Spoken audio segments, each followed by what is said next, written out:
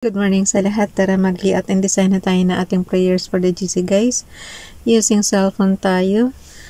Docs apps and slides apps ang ating ginagamit na application. Open na natin yung ating file name sa Docs apps. 2024 January prayers for the GC. Scroll down tayo. Today is 17 ba? January 2024. Scroll down natin hanggang sa 17 guys. Kasi sabi ko sa inyo, last year ito na prayers. So, inedit ko lang.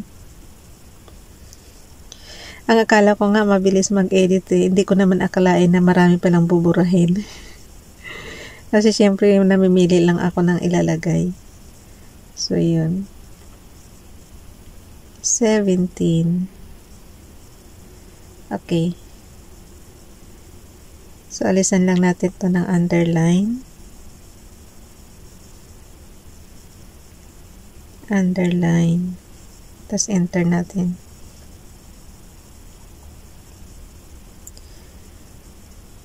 Today, ang ating font ay Playfair Display. Size 12. Text color ay neon green. Highlight color is dark green. I-type na natin dito.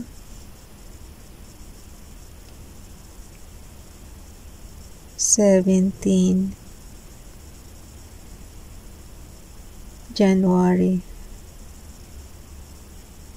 Maganda ang Playfair Display guys kung siguro medyo liitan nyo ng font sa mga invitation ba. 2024. Kung halimbawa ito yung gagamitin yung font. Okay. From Family GC ang ating prayers. Yung mga gustong sumali sa Family GC, guys, pakikontak yung aming founder, Harry B. De La Cruz. Or yung mga admins, co-founder Muti, admins Roger Pacatang, Aileen Samarin, Aiki Akma, Sarah Golinga, Nanay Ilsa sa Amerika, at ang inyong lingkod Ralph Lion Pagobo Vlogs.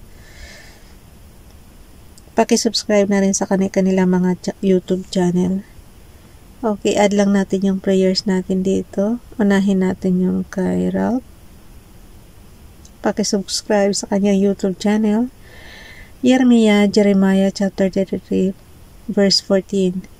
Haini, the days are coming, saith Hashem, that I will perform that davar hatub, which I have promised unto Bais Israel and unto Bais Yehuda. Tingnan natin sa ating Biblia na ayon sa ating naiintindihang lingwahe guys. Tingnan natin kung ano ibig sabihin nito. Jeremiah chapter 33 verse 14. Ang Jeremiah guys is Jeremias yan sa Tagalog. Chapter 33 verse 14. Sinabi ni Yahweh, tiyak na darating ang araw na tutuparin ko ang aking pangako sa Israel at sa Juda. So yung Bais Israel is sa Israel. Tapos yung Anto Bais Yehuda sa Juda. So yung Haini is sinabi.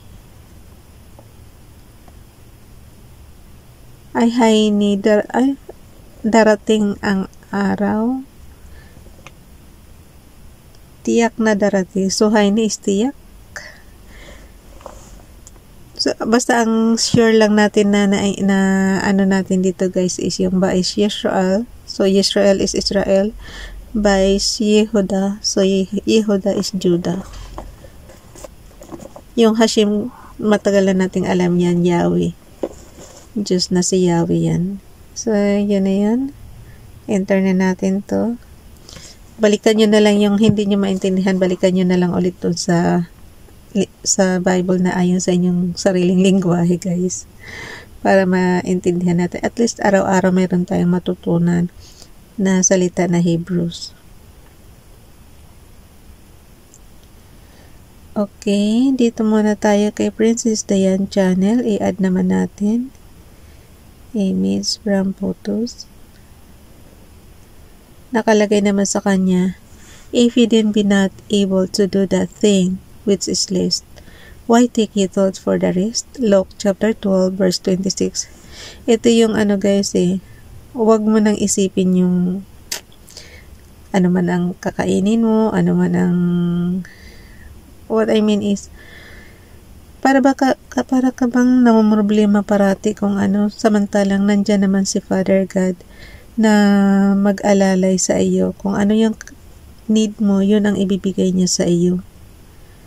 Yun. Sabi nga dito, doon yung sa karugtong guys, kasi nabasa ko na to yung karugtong nito, sabi nga niya, kung yung bulaklak daw, lumalago ng walang, yung kumbaga kahit hindi siya katulad nating tao na talagang nagtatrabaho or pero lumalago siya, diba? Kumbaga sa ibig sabihin noon, ini-explain lang niya na bakit yun walang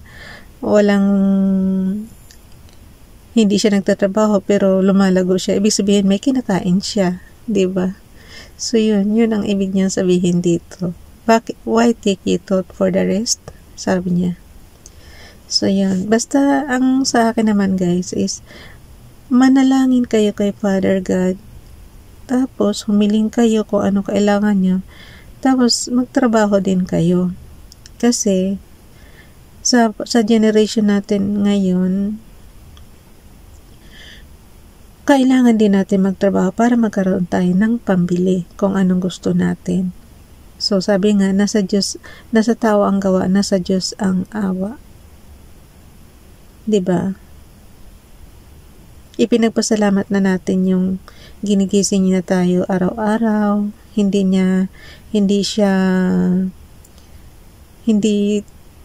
katulad ng iba na pagkatulog hindi na nagigising, di ba? Diretso na kamatayan tayo. Pasalamat tayo kasi araw-araw ginigising tayo ni Father God ng maaga, kahit sacrifice tayo na sa madaling araw natin binabasa yung ating Biblia. Kumbaga sa kahit puyat, kahit sinasacrifice natin yun. Kasi doon lang tayo yun lang yung time natin na makipag-usap para kay Father God. So yun, alam niyo guys, kung may perfect attendance na ako within 2 years. Kasi araw-araw talaga wala akong absent, kahit may sakit tayo, kahit may sipon tayo, kahit na yun. Hindi talaga tayo nagkulang na tumawag kay Father God every day. Ayun. Basahin natin yung repost prayers. Ano ba pipiliin ko lang dito? Mamimili lang ako. Ito na lang kay Donalyn.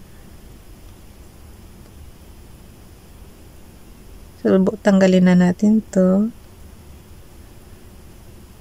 Oh.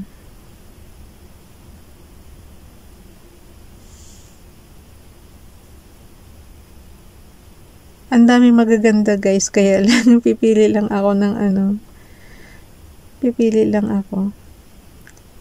Kay Miss Health and Beauty TV, thank you God for all your blessings to me and my family, for the strength you give me each day, and for all the people around me who make life more meaningful. Thank you sis. Last year niya yung ginawa, ay binigay.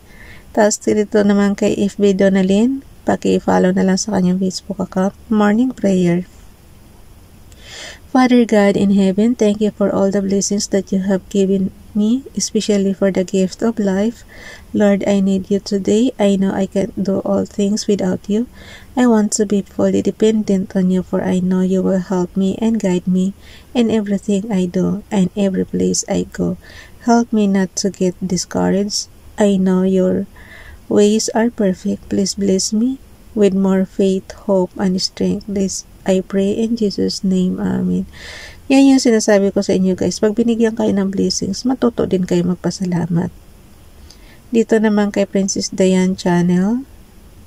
Be merciful, O Lord, unto thy people Israel, whom thou hast redeemed, and lay not innocent blood unto thy people Israel's charge, and the blood shall be forgiven them. Deuteronomy chapter 21 verse 8. May isa pa. sending you good vibes to start your morning with positive energy. Good morning. So, yun. Ang tatanggalin lang natin dito is yung kay Ralph Lauren Pagbo-Vlogs. So, delete lang natin to. And then, the rest, isali na natin. Okay. Mas matagal pa mag-delete, guys, kaysa alam mo yun. Ayan. So, lagyan lang natin to ng repost prayers. Isulat lang natin repost prayers. Repost prayers. Kung may files kayo ng last year natin, makikita nyo to doon sa prayers natin. Okay, lagay ko lang to dito. Cut ko siya. Lagay ko siya dito sa ibaba. Paste. And then, si Nening, i-ano ko lang siya. Tanggalin ko lang to. Ayan, nadikit na siya. Hindi ko lang alam kung kakasya, guys. Siguro i-type ko na lang tong kay Sis Jen. Okay, paki-subscribe na lang. YTC Miss Health and Beauty TV. Miss Health and Beauty TV. Okay, mas mabagal pa ako mag-type. Okay. Oh. Tanggalin ko na rin tong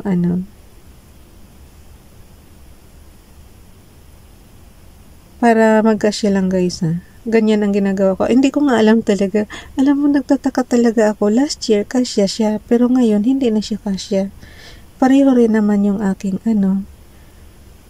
pareho rin naman yung aking ayan, sa kakadaldal ko. Napunta na tuloy ako sa pinaka 31. Sabi ko sa iyo, mas matagal pa mag-edit kaysa kaysa yung gumawa na lang tayo ng bago. Next month nga, gumawa na lang tayo ng bago. Okay.